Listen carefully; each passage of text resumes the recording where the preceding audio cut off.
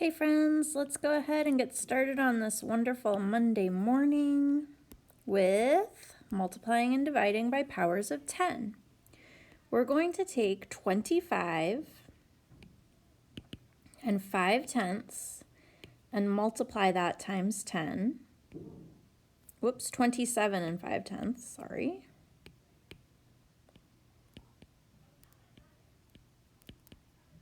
And then we'll multiply it by 100.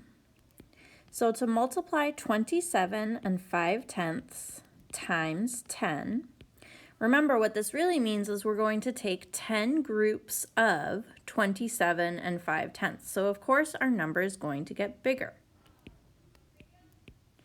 Rewrite the number and then move the decimal point over one place value position because we only have 1 0 in 10. And that will give us a total of 275. To multiply 27 and 5/10 times 100, we need to move our decimal point over two place value positions because we have 2 zeros in 100. Rewrite your number and add a 0 as a placeholder. Then move your decimal point over 2 spots. So for this one, we have 2,750. That's 100 groups of 27 and 5/10. Next, we're going to divide this amount by 10. So for this one, our number is going to get smaller because we're going to take 27 and 5/10 and divide it into 10 equal groups. Rewrite your number and just move your decimal point over one place value position to the left to make your number smaller. And so for this one, we have 2 75/100.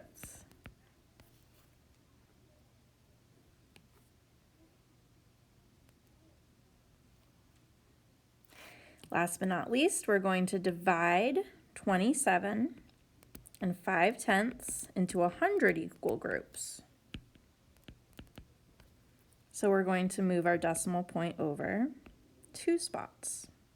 Now for these ones, I suggest that you add a 0 as a placeholder on the other side of your number.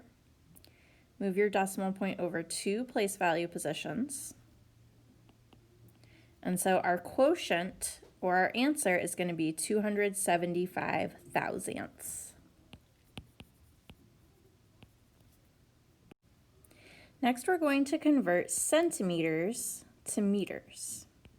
Since centimeters are smaller than a meter, we're going to go fly to horse, divide, of course. So I'm going to take my 16 centimeters and divide it by 100 centimeters in each meter. And in order to divide by a power of 10, I just need to move my decimal point over 2 spots to the left. 2 spots because I have 2 zeros in 100. Since we're dividing by a power of 10, you can add a 0 onto the left side of your number as a placeholder. Then just move your decimal point over 2 spots. So you have 16 hundredths of a meter. Next, we're going to convert 36 kilometers to some number of meters. So here we're moving from a larger unit of measurement to a smaller one. Horse to fly, multiply. I'm going to multiply 36 kilometers times 1,000 meters in each kilometer. And I can remember that because kilo stands for 1,000. Let's see, let's multiply our non-zero digits first. So 36 times 1 gives me, of course, just 36. And then I have 1, 2, 3 zeros. So 36,000 meters is 36 kilometers. Okay, next we're going to work on rounding.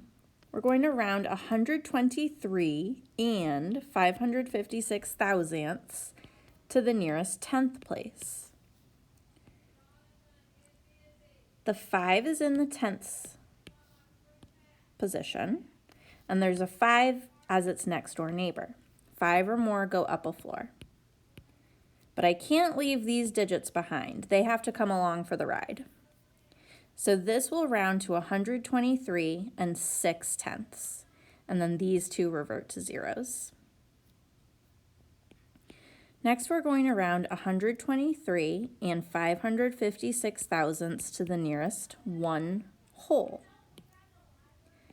Of course, there's a 3 in the ones place, and its next door neighbor is a 5. 5 or more go up a floor. So these digits come along for the ride. They don't change. 3 needs to round up to a 4, and then these digits revert to zeros. Last, I'm going to round 123 and 556 thousandths to the nearest tens place.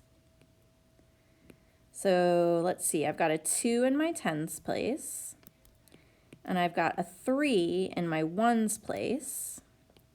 3, of course, is 4 or less, let it rest.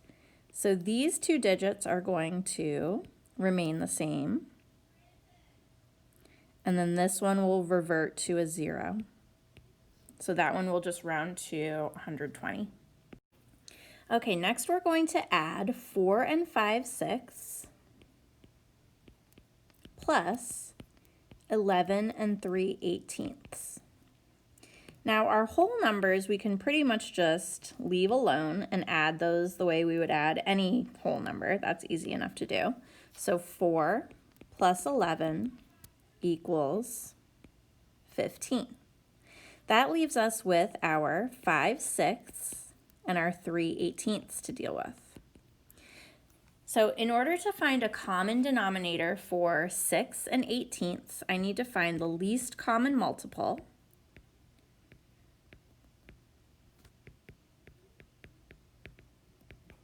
for 6 and 18. And this is pretty easy for me to do because as soon as I saw 6 and 18, I determined that 18 was going to stay the same and that there are 3 groups of 6 going into the 18. So I'm going to convert 5/6 to some number out of 18.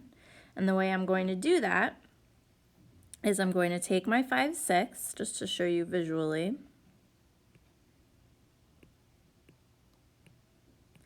So we have 6 equal pieces. I'm going to shade 5 of them.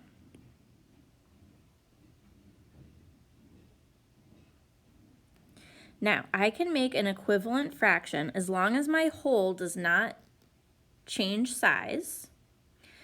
And I just need to cut up my 6 equal pieces differently so that I have 18 equal pieces. So I'm going to cut each of my 6 into 3 equal pieces. That will give me 18 altogether, 18 pieces. And then I'm going to cut the 5/6 that are shaded red. Those are also, of course, cut into 3 equal pieces. So that gives me 15 out of 18 that are shaded red, and then I can just add my 3/18. And that will give me, oh, look at that, how perfect. 18 out of 18. Which has a value of 1 whole. So I'm going to take this 1 whole here and just add it to what I've already added. So the sum of these two values is exactly 16. Now when I say upload supporting work, I'm talking about all of this work that I just showed you. You should be taking notes. You should either be following along with me, or if you're starting to feel really confident about things like least common multiple, and you kind of have a sense of how to solve it on your own, you should be solving it by pausing the video and then unpausing the video to check your work. And then you should upload your work so that I can look at it too. Last but not least, we're going to do our line plot.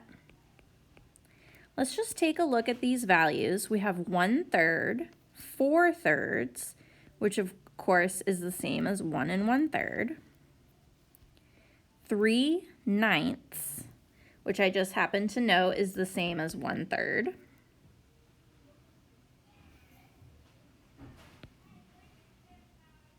Two and 4/12, and then 2 and 2/6.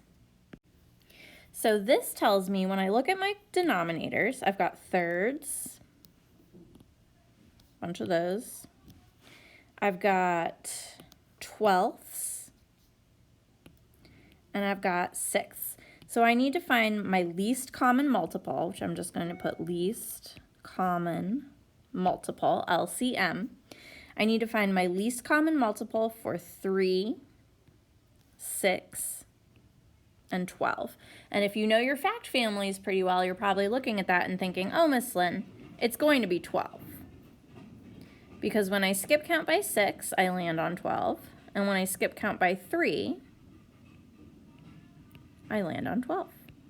Okay, so 12 is going to be my least common multiple that I'm going to convert all of these fractions to be some number out of 12. All right, let's begin with 1/3, and we want to figure out how many out of 12 that will be. So 1/3, when I multiply both the numerator and the denominator by 4, I get 4 out of 12. So this is equivalent to 4 out of 12. 4/3, which is the same as 1 1/3, that's going to be just the same as 1 4/12. I've already kind of done that work. Let's see. Then I have 3/9, which is the same as 1/3. Okay, so that's another 4/12, right? I've already calculated that. And then I've got 2 4/12. I can leave that alone. And 2 2 6. My whole number can stay the same. I need to multiply my numerator and my denominator by 2. Whoops, I wrote that wrong. Typo. Okay. There we go. So I've got 2 4/12. So coming back up to our original line of work, I've got 4/12. 1 4/12. 4/12 again. 2, and would this be 2 4/12? Oh, I didn't write this one right either. I'm sorry, guys. That should be 2 8/12. And then 2 2 6. Okay, I've gotten myself mixed up. My bad. 2 2 6 is the same as 2 4/12. So this one should be 2 4/12, and this one will be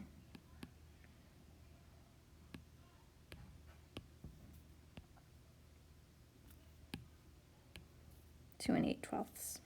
Okay, and then you need to show it on the line plot. Okay, it's line plot time. 0, 1, 2, and 3. Let's see, so I've got 4/12, and I can show that right here. Okay. 1 4/12, or 4/3. I can show that right about here.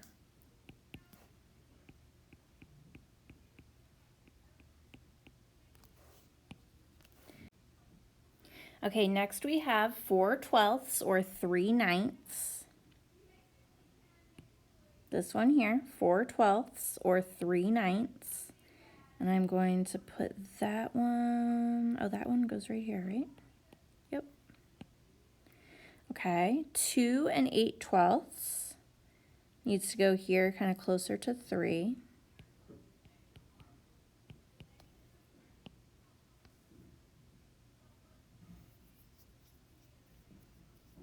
And then 2 4/12. 2 4/12. Which is the same as 2 2 6. And there we have it. Okay, so I'm showing both values, how they were originally expressed for us and how I converted them.